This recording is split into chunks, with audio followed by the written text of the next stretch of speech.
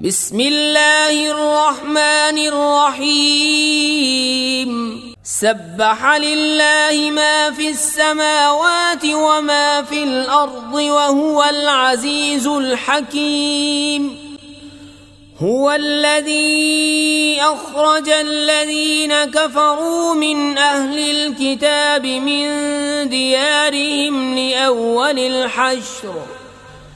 ما ظننتم أن يخرجوا وظنوا أنهم مانعتهم حصونهم من الله فأتاهم الله من حيث لم يحتسبوا وقذف في قلوبهم الرعب يخربون بيوتهم بأيديهم وأيدي المؤمنين فاعتبروا يا أولي الأبصار ولولا أن كتب الله عليهم الجلاء لعذبهم في الدنيا ولهم في الآخرة عذاب النار ذلك بأنهم شاقوا الله ورسوله ومن يشاق الله فإن الله شديد العقاب ما قطعتم من لينة أو تركتموها قائمة على أصولها فبإذن الله وليخزي الفاسقين وما أفاء الله على رسوله منهم فما أوجفتم عليه من خيل ولا ركاب ولكن الله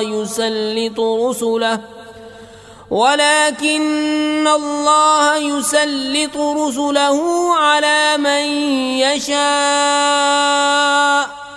والله على كل شيء قدير ما أفاء الله على رسوله من أهل القرى فلله وللرسول ولذي القربى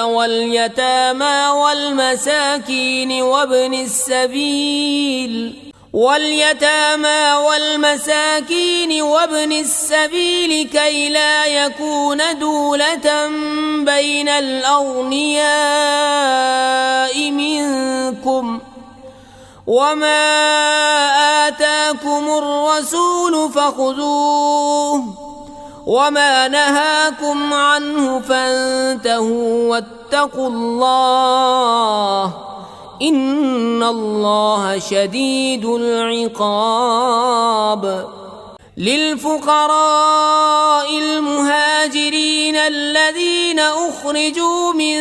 ديارهم وأموالهم يبتغون فضلا من الله ورضوانا وينصرون الله ورسوله أولئك هم الصادقون والذين تبوأوا الدار والإيمان من قبلهم يحبون من هاجر إليهم ولا يجدون في صدورهم حاجة مما أوتوا ويؤثرون على أنفسهم ولو كان بهم خصاصة ومن يوق شح نفسه فأولئك هم المفلحون والذين جاءوا من بعدهم يقولون ربنا اغفر لنا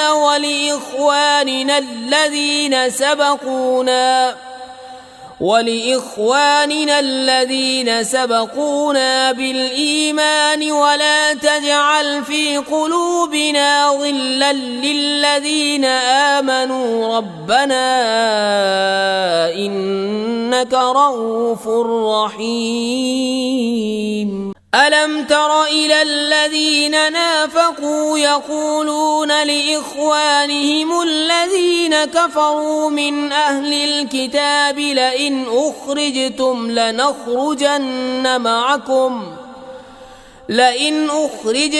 لنخرجن معكم ولا نطيع فيكم أحدا أبدا وإن قوتلتم لننصرنكم والله يشهد إنهم لكاذبون لئن أخرجوا لا يخرجون معهم ولئن قوتلوا لا ينصرونهم ولئن نصروهم ليولن الأدبار ثم لا ينصرون لأنتم أشد رهبة في صدورهم من الله ذلك بأنهم قوم لا يفقهون لا يقاتلونكم جميعا إلا في قرى محصنة أو من وراء جدر بأسهم بينهم شديد تحسبهم جميعا وقلوبهم شتى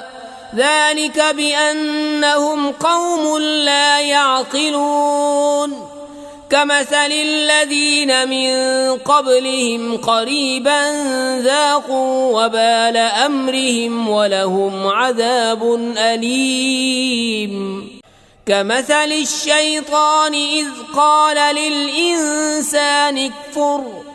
فلما كفر قال إني بريء منك إني أخاف الله رب العالمين فكان عاقبتهما أنهما في النار خالدين فيها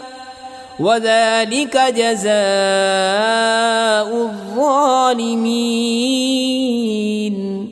يا أيها الذين آمنوا اتقوا الله ولتنظر نفس ما قدمت لغد واتقوا الله إن الله خبير بما تعملون ولا تكونوا كالذين نسوا الله فأنساهم أنفسهم أولئك هم الفاسقون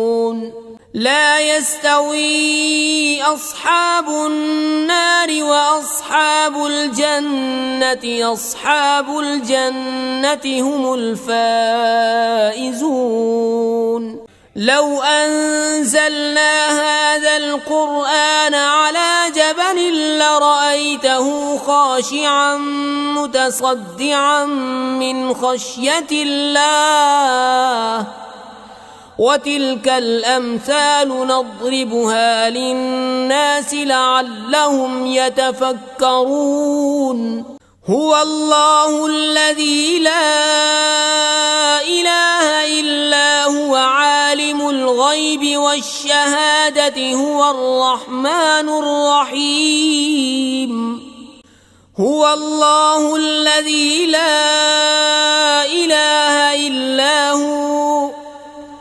الملك القدوس السلام المؤمن المهيمن العزيز الجبار المتكبر سبحان الله عما يشركون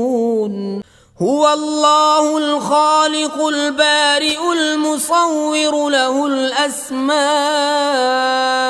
الحسنى